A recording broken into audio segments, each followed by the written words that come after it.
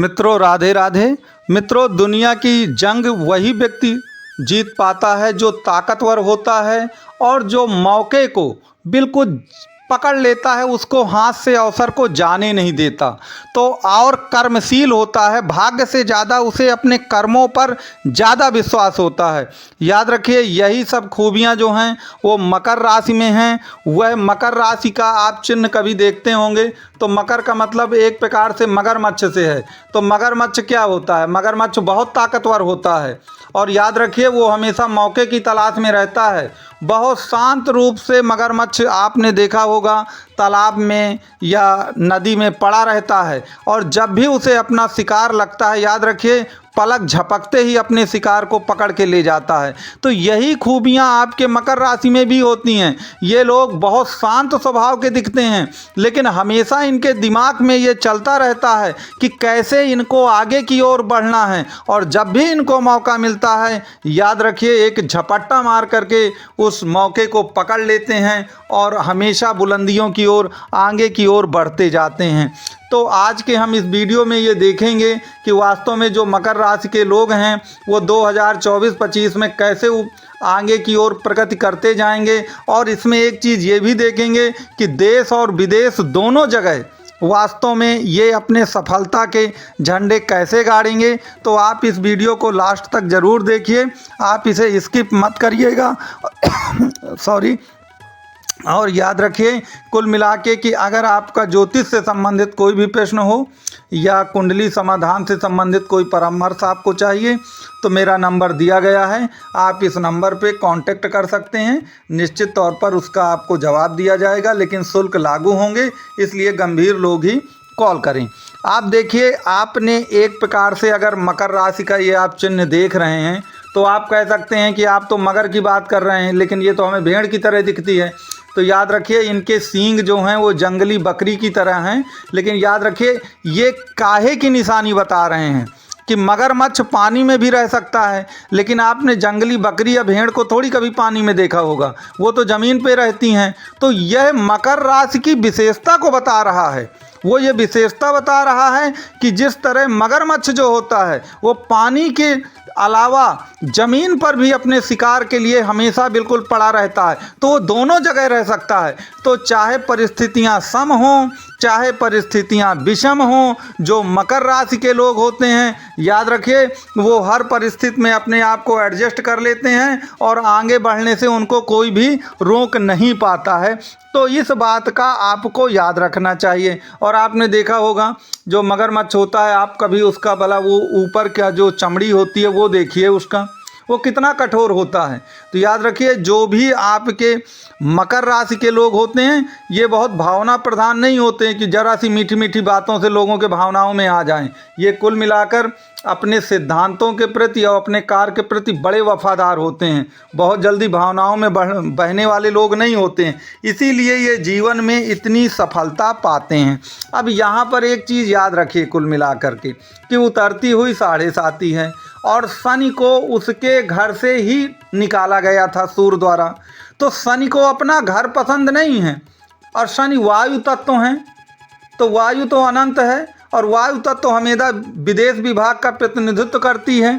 तो एक चीज़ ये याद रखिएगा कि यदि आप विदेश में जाके काम करते हैं या आपका ऐसा कोई काम है जो विदेशों से ही कनेक्शन है, इंपोर्ट एक्सपोर्ट का बिजनेस है या किसी भी तरह का आज के युग में काम हो, तो याद रखिए चाहे देश हो और चाहे विदेश हो, आपकी सफलता जो है दोनों जगह से होने वाली है, चाहे वो देश का काम हो या विदेश का काम हो। तो जिन लोगों की साढ़े साती चल रही है, याद रखिए अगर वो विदेश में हैं तो निश्चित तौर पर उनकी तरक्की 100% होगी। जो लोग विदेश जाना चाहते हैं उनके लिए भी खास तौर पर ये मौका एक बहुत ही सुनहरा मौका है और निश्चित तौर पर उनको 100% लाभ होने वाला है। अब एक चीज़ यहाँ पर याद रखिए कि कुंडली का एक प्रकार से जो नवम भाव का स्वामी होता है गुरु जो है, ठीक है, भाग्य भाव होता है आपका। और याद रखिए एक चीज़, आप ये चीज़ याद रखिए कि कुंडली का दसम भाव जो है जहाँ पर मकर राशि होती है वह आपकी लग्न बन चुकी है। दसम भाव आपका लग्न बन चुका है और दसम से पहले नवम भाव होता है। तो नवम भाव काहे का होता है? भाग्य भाव का होता है अगर काल पुरुष की कुंडली देखी जाए। और नवम भाव भी विदेश भाव का कारक होता है, ये याद रखिएगा, नवम भाव भी विदेश भाव का कारक है।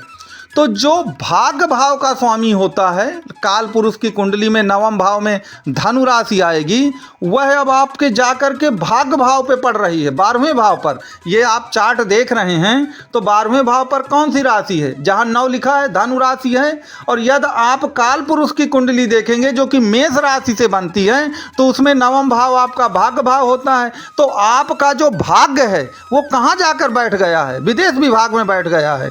तो याद रखिए, ये उतरती हुई 7.5 है, आपकी किस्मत चमक जाएगी। अगर आप विदेश में भी जाके कोई काम करते हैं ना, तो भाग जो है, जो भाग्य भाव है वह आपका विदेश भाव जाके बन चुका है। 12वां भाव सबसे दूर की यात्राओं का होता है।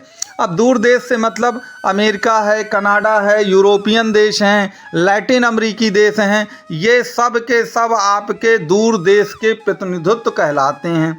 तो ये याद रखिए, यह आपके लिए एक गोल्डन टाइम है। तो चाहे आप देश में रहें, चाहे आप विदेश में रहें, याद रखिए आपको आगे बढ़ने से कोई भी रोक नहीं सकता है। और अब जो अक्टूबर से समय आने वाला है, 1 अक्टूबर से बुध महाराज कन्या राशि में आ जाएंगे, जो कि इनका भाग्य भाव पड़ता है मकर राशि या मकर लग्न वालों का। तो याद रखिए भाग्य का भरपूर साथ आपको मिलना है। 4 नवंबर से आपके जो शनि हैं वो मार्गी हो जाएंगे उतरती हुई 7.5 में, तो वह भी आपके लिए बेहद लाभप्रद होगा। और याद रखिए राहु जो हैं वो 30 नवंबर से आपके तृतीय भाव में आ जाएंगे, साहस धैर्य पराक्रम में। तो पिछले 6 वर्ष में जो आपने कष्ट भोगे हैं, आप मन से दिल से पूरी तरह टूट गए थे, आपको लगता था कि शायद जीवन में आपका कुछ नहीं होने वाला है, तो इस तरह आप जो पूरा टूट गए थे, अब वो समय पूरी तरह से चला जाएगा। तो मेरे कहने का तात्पर्य यही था कि चाहे आप देश में रहें या विदेश में रहें, जो खुशियों का समुंदर है वो आपको मिलने ही वाला है। आपको बिल्कुल बहुत थोड़े से दिन बचे हैं और बिल्कुल ये खुशियों का समुंदर आपको मिल करके रहेगा। तो मित्रों, यदि आपको वीडियो अच्छा लगा हो तो आप वीडियो को लाइक, शेयर और सब्सक्राइब ज़रूर करें। और ज्योतिष से संबंधित आपका किसी भी तरह का कोई भी प्रश्न हो तो मेरा ये नंबर दिया गया है, आप इस नंबर पे 100% कांटेक्ट करें। मैं निश्चित तौर पर आपके प्रश्नों का जवाब दूंगा। और अंत में मेरा आपसे यही एक बार फिर निवेदन है कि आप इस वीडियो को लाइक, शेयर और सब्सक्राइब ज़रूर करें। तो मेरा ये वीडियो देखने के लिए आपको मेरी तरफ से कोटि कोटि धन्यवाद मैं देता हूँ। आपका दिन शुभ रहे और जो भी मकर राशि या मकर लग्न के लोग हैं वो जीवन में सुख, शांति और प्रगति का अनुभूत करें। जय हिंद, जय भारत।